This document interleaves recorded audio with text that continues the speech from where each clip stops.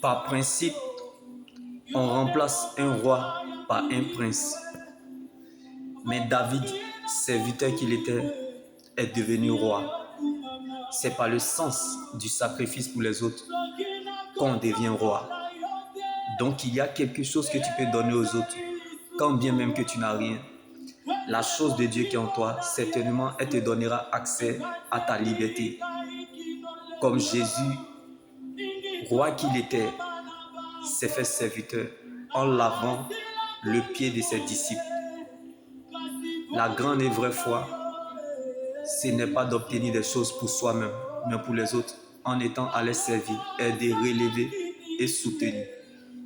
Alors, ne regarde pas ton statut actuel en donnant raison au diable pour ne pas partager l'évangile de Jésus qui pourrait être sur le chemin de sauver des vies. Fais-le pour le Seigneur, car l'Éternel s'en souvient toujours de la semence que l'on fait pour son œuvre.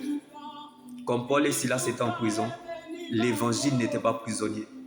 Si Dieu vous utilise pour retirer la douleur d'un cœur brisé ou de donner de la joie à une âme, comme Jérémie était dans le trou, mais l'exhortation était toujours en mouvement, vous êtes plus qu'un milliardaire. Alors gardez précieusement et jalousement le don et la grâce que Dieu vous offre, car c'est là votre plus grande richesse. C'est dans ces épreuves-là que vous vous construisez.